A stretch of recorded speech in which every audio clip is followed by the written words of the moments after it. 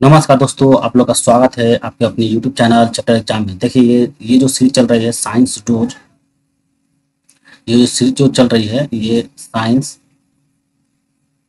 Science dose dose का ये अगला कड़ी होगा। ठीक, देखिए इसमें हम लोग थंबनेल में आप लोग देखे होंगे कि ये जो कड़ी होगा वो पाचन तंत्र का होगा। पाचन तंत्र, इससे पहले हम लोग जो साइंस डोज में श्वसन तंत्र पढ़ चुके हैं, तंत्रिका तंत्र जो मस्तिष्क में है ये भी पढ़ चुके हैं, और रक्त परिसंचरण तंत्र ये भी पढ़ चुके हैं।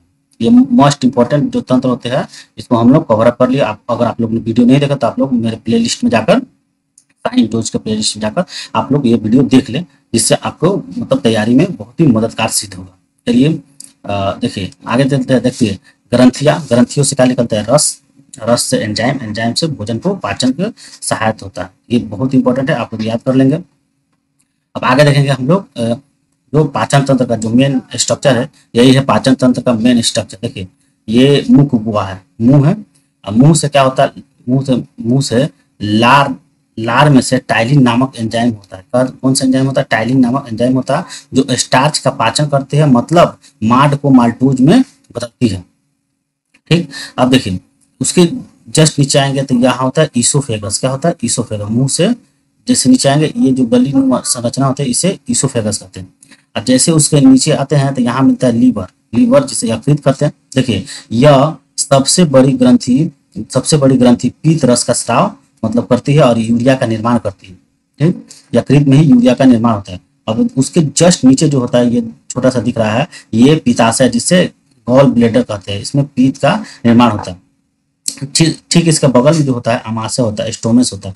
स्टोमस में तीन प्रकार के मतलब इसके दीवारों पर गैस्ट्रिक ग्रंथियां होती है, जठर ग्रंथियां होती है, जिसमें तीन प्रकार का गैस मतलब निर्माण होता है, जिसमें HCl, पेप्सिन और रेनिन का निर्माण होता है। देखिए पेप्सिन जो होता है, देखो प्रोटीन को पेप्टोन्स में कन्वर्ट करता है। पेप्सिन प्रोटोन्स में कन्वर्ट कर देता है। ठीक, अब देखिए जस्ट उसके जो नीचे आ गए हैं तो यहाँ जो होता है अमाशय के जस्ट नीचे यहाँ पाया जाता है अग्नाशय, जिसे पेंक्रियाज कहते हैं, देखिए अग्नाशय रस जो होता है ट्रिप्सिन एंजाइम, जो ट्रिप्सिन एंजाइम है पेप्टोज को एमिनो अम्ल में बदल देता है। ठीक, अब उसके जस्ट नीचे आएंगे उसके ये जो बड़ा नुमा जो संरचना आप लोग को दिख रहा है ये होता है छोटी आंत जिसे स्मॉल इंस्टेंटाइल कहते हैं। और उसके जस्ट बगल में जो ये बड़ा दिख रहा है इसे क्या कहते हैं? बड़ी आंत कहते हैं, जिसे लार्ज इंटेस्टाइन कहते हैं। ठीक, ये तो आप लोग संरचना जाने। अब इसका पाचन क्रिया हम मुख वहां से जानेंगे कि पाचन क्रिया कहाँ से स्टार्ट होती है और कहाँ तक जाके समाप्त होती है। देखिए ये है मुख, ये है मुंह। मुंह में क्या होता है? टीथ होता है और सेलिवरी ग्लैंड होता है, और सेलिवरी ग्लैंड ऊपर और नीचे होता है, और टोंग होता है, मतलब जीभ होता है। देखिए मुंह में लार ग्रंथियां सेलिवरी ग्लैंड उपस्थित होती है, जो खाने में मुंह में आते ही लार का निर्माण करती है। कैसे का निर्माण करती है? लार का निर्माण करती है। और लार खाना पचाने की प्रक्रिया में एक बहुत महत्वपूर्ण द्रव है। लार में मौजूद क्या होता है? टाइलिन एंजाइम मौजूद होता है, जो स्टार्च को पाचन करता है, और यह मांड को क्या किसमें? माल्टोज में कन्वर्ट कर देता है। देखिए जैसे भोजन हम जैसे खाते हैं तो स्टार्च को क्या करता है? माल्टोज में बदलता है, और ये आमाशय की तरफ चल जाता है। कहाँ जाएगा? आमाशय की तरफ। अब हम लोग आमाशय देखेंगे। आमाशय का कार्य क्या है?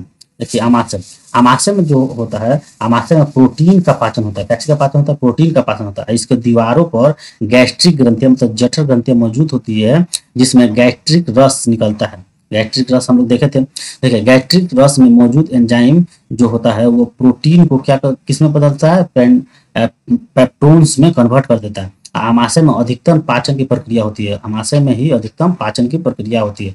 देखिए गैस्ट्रिक रस में क्या होता है? HCl, पेप्सिन और रेनिन होता है। गैस्ट्रिक रस जो होता है जो वो प्रोटीन को किस में बदलता है? पेप्टोन्स में बदलता है, और उसके बाद ये कहाँ भेज देता है? छोटी आंत की तरफ। अब हम लोग छोटी आंत को देखेंगे। छोटी आंत का कार्य क्या करेगा? देखिए छोटी आंत से पहले हम लोग देख रहे हैं यकृत और वह अग्नाशय।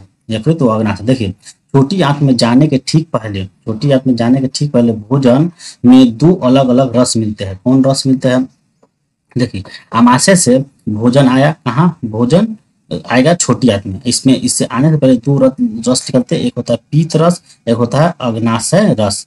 ठीक, पीत रस जो होता है यकृत से निकलता है, और ये अग्नाशय जो रस मतलब अग्नाशय रस अग्नाशय से निकलता है। ठीक, अब देखिए ये जो होता है पीत रस, देखिए यहाँ पे थैलेनुमा है, ये पीत रस। इस थैलेनुमा संरचना में पीत रस मतलब गॉल ब्लैडर कहते हैं। यहाँ पर पीत रस मतलब बाइल जूस स्टोर होता है। ठीक, अब यहाँ पे जानेंगे यकृत शरीर की सबसे बड़ी ग्रंथि होती है और यकृत में मौजूद कोशिका स्रावित करती है कोशिका पीत रस का। देखिए खाने में मौजूद जो जीवाणु हो तो जीवाणु को खत्म करने का काम भी ये यकृत ही करता है। और आगे का देखेंगे अग्नाशय से अग्नाशय रस निकलता है, अग्नाशय रस निकलता है। अग्नाशय रस में ट्रिप्सिन नामक एंजाइम होता है, ट्रिप्सिन नामक एंजाइम होता है। और अमाशय से आए हुए पेप्टोन्स में एमिनो अम्ल में तोड़ने का काम ट्रिप्सिन एंजाइम ही करता है। ठीक, देखो पेप्टोन्स जो आया बन के वो एमिनो अम्ल में यहीं पे तब्दील हो जाता है। ठीक, अब आगे हम लोग देखेंगे। देखिए ये है छोटी आंत, छोटी आंत में ही खाना का मतलब पाचन होता है। ठीक, छोटी आंत और बड़ी आंत का कार्य हम लोग समझेंगे। देखिए छोटी आंत की दीवारों से कई एंजाइम स्रावित होते हैं जो बचे हुए खाने को पचाते हैं। ठीक, और छोटी आंत से खाना बड़ी आंत में जाता है और बाद में एनस से होते हुए बाहर निकल जाता है। देखिए छोटी आंत से आएगा बड़ी आंत से उत्सर्जन हो जाएगा। ठीक, कितनी क्रिया होती है ये पाचन क्रिया। ठीक, आप लोग फिगर के माध्यम से देखें और समझे। देखिए ये बड़ी आंत है, ये बड़ी आंत का है और ये जो है छोटी आंत, इसी में खाने के पाचन की क्रिया अधिकतम होती है। ठीक है, ये स्टोमस है, पेट है। ठीक, अब इससे मोस्ट इंपॉर्टेंट जो क्वेश्चन होंगे जो इस मतलब पाचन तंत्र से जो मोस्ट इंपॉर्टेंट जो एग्जाम में पूछे गए वो क्वेश्चन को हम लेंगे। देखिए टेस्ट लगाएंगे, टेस्ट सीरीज। देखिए क्वेश्चन नंबर 1 लेंगे। देखिए मानव शरीर में पाचन का अधिकांश भाग किस अंग में संपन्न होता है, तो वो छोटी आंत में संपन्न होता है। पाचन तंत्र का हिस्सा नहीं है, कौन पाचन तंत्र का हिस्सा नहीं है? देखिए यकृत है, पितरस है, कॉर्निया है। देखिए आंत नहीं है, आंत जो है मतलब पाचन तंत्र का हिस्सा नहीं है। देखिए अधिकतम पोषक तत्व रक्त में कहाँ से अवशोषित किए जाते हैं, कहाँ से अवशोषित किए जाते हैं? देखिए इसमें पाचन तंत्र का हिस्सा नहीं, क्वेश्चन नंबर 2 ये गलत होगा। देखो कॉर्निया जो आंख का हिस्सा है, आंत भी मतलब पाचन तंत्र का हिस्सा है। ठीक, अधिकतम पोषक तत्व रक्त में कहाँ से अवशोषित किए जाते हैं? छोटी आंत से अवशोषित किए जाते हैं। क्वेश्चन नंबर 2 देखेंगे, 2 में क्या कर रहे हैं, मतलब अगला पेज देखें जिसमें कह रहा है लार में कौन सा एंजाइम होता है? टाइलिन नामक एंजाइम होता है। पेट में भोजन पचाने के निम्नलिखित में से किसकी खास आवश्यकता होती है? एंजाइम की आवश्यकता होती है। लार किसके पाचन में सहायक होती है? ये स्टार्च के पाचन में सहायक होता है। मानव शरीर में एक्स अम्ल उत्पन्न होता है जो भोजन के पाचन में सहायक करता है। एक्स क्या है? एक्स जो होता है हाइड्रोक्लोरिक अम्ल है। एक्स है, एक्स अम्ल मतलब हाइड्रोक्लोरिक HCl।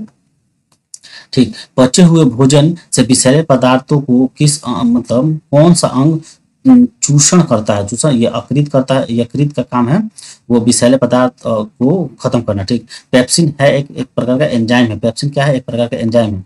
देखिए ये देखेंगे पाचन क्रिया में प्रोटीन निम्नलिखित में से किस पदार्थ में बदल जाते हैं? ये एमिनो अम्ल में बदल जाते हैं। पित्त निम्न में से किसके द्वारा पैदा किए जाते हैं? ये यकृत द्वारा पैदा किए जाते हैं। अब पित्त जो होता है जमा कहाँ होता है? पित्ताशय में जमा होता है। इसके साथ ये जो पाचन तंत्र खत्म होता है। ये मोस्ट इंपॉर्टेंट क्वेश्चन आप लोग को दिए हैं। अगर आप लोग को ये वीडियो अच्छा लगा तो लाइक करें, कमेंट करें, सब्सक्राइब करें और आप जो साइंस डोज है उसका टोटल सीरीज देखें, जिससे आपके पढ़ाई में और जो साइंस में जो भी कंसेप्ट है वो क्लियर हो जाए। ठीक, इसके साथ ही धन्यवाद।